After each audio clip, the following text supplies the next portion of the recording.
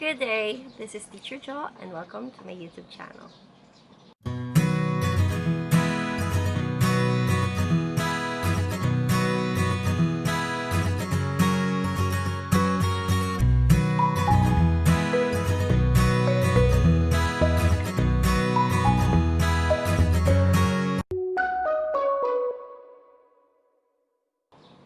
This is actually my very first video on this channel and the first video also in this series I would like to call Ask Teacher Jo.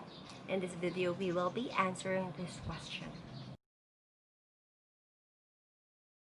Before answering that, I want to give you a short background of myself. My full name is Joanna Insha and I have been teaching preschool since 2016 professionally. But my teaching experience goes way back. I'm right now teaching at Brilliant Kids Christian Child Development Center and my precious students call me Teacher Jo. At college, I majored in preschool education and right now I'm finishing up my master's in family life and child development. I'm telling you all this information because I want to assure you that all the content, the tips, the reminders that I will be sharing with you are all research and experience based. So, you can trust me. Another commercial. Before I share with you 4 tips and reminders to make this home-to-school transition a breeze, I just want to remind you that you and your child will really take time adjusting to a new school, a new environment, new people, and new routine. Some educators refer to this as separation anxiety. I'm sure you have already heard a lot about this word, and I want to tell you that it is totally healthy and normal to feel this way. To some fortunate others, this anxiety is not experienced. Yung merong mga moments na yung anak talaga yung mismong excited mag-school na pinapaalis na nila yung mommy and daddy nila. So, if you have this kind of child, congratulations. You don't really need to watch this video right now. But, to some others, this separation anxiety actually occurs. Umiiyak during the first day of school, ay magpaiwan, nagdadabog, gusto nang umuwi. So these are signs that they are experiencing anxiety ng first day. Dahil may iwan nga sila, bagong schools, bagong teacher, sino to, anong mangyayari. The goal of this video is for you to be a part of the population whose kid is excited and not anxious for school. So, the following tips and reminders are basically your job to do. If you want this home-to-school transition to be smooth sailing, then you have to do your part because the first day of school is very crucial and it will set the tone for the whole school year. So, I really hope that you at least try these 4 tips on how you can prepare yourself and your child on the first day of school.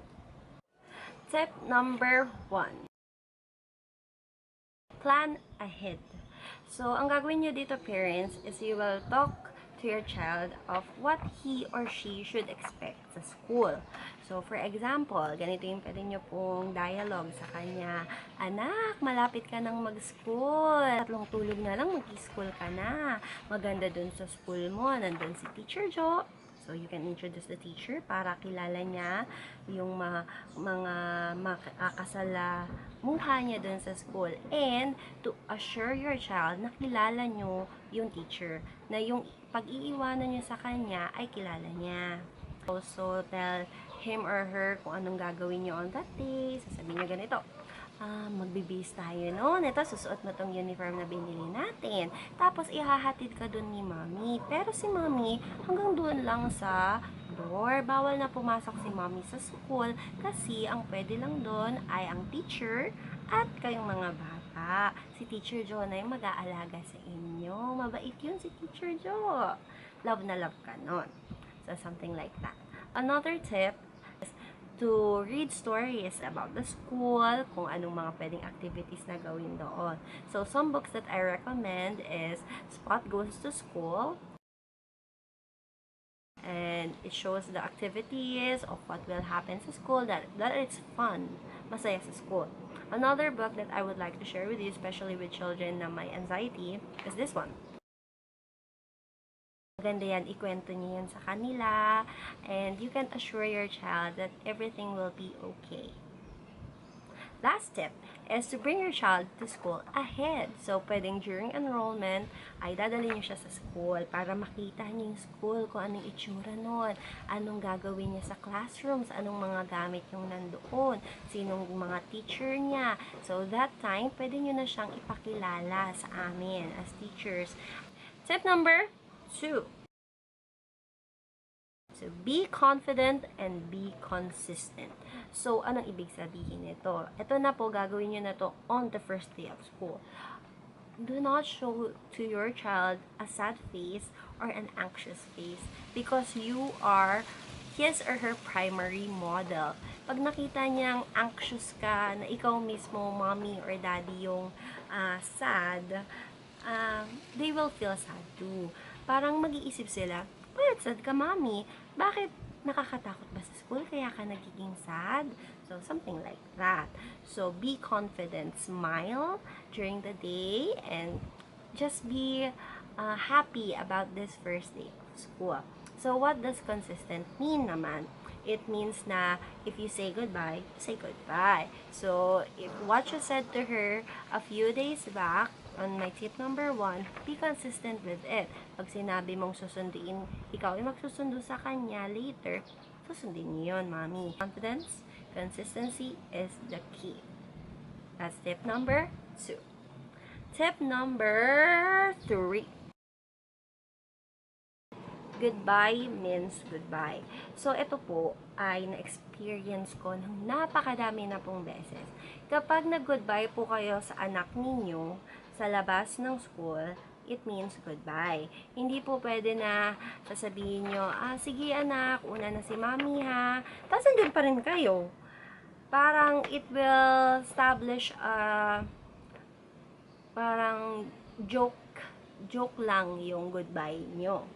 So, ang mangyayari po kasi during the first day of school, in my experience, na dapat pong mangyari ay, nandun po kayo sa door and you will say goodbye to your kids. Bye, anak! I'll see you later. I'll pick you up at 12 o'clock. Be a good girl, ha? Love ka ni mommy.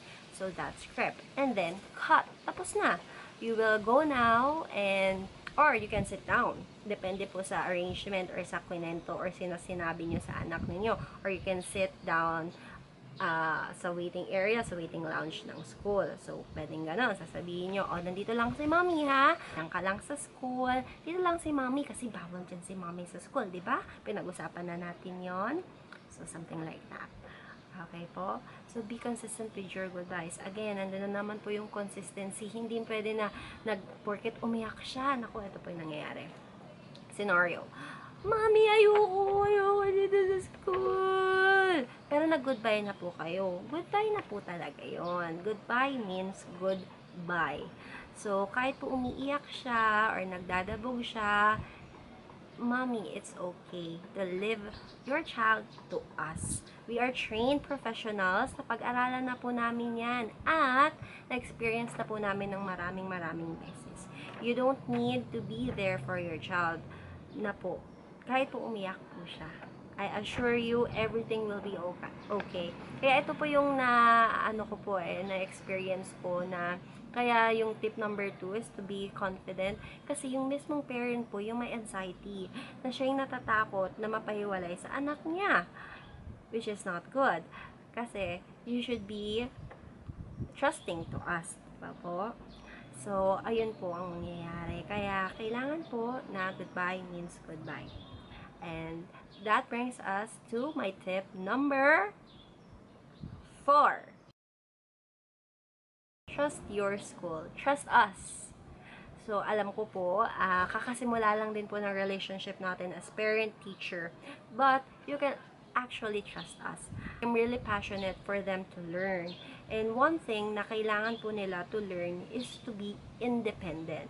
So, that independence is something na kailangan po nilang matutunan as early as 4, 5 years old, 3 years old, even. So, I'll tackle that in a different video naman po. But, in this time, kailangan na po nila yon.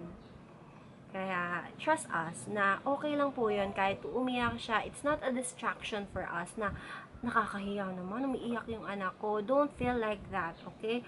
Or, ayoko po teacher siyang iwan kasi umiiyak po yung anak ko. Baka ma-traumatize. No, no, no, no.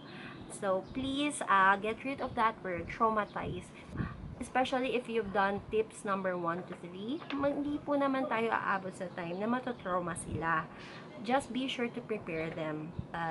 Just be sure to do tips 1 to 3. And trust us. Trust us. Wala po kayong talo. Nagbayad po kayo para alagaan namin, turuan namin ang iyong mga anak, and we will do our best.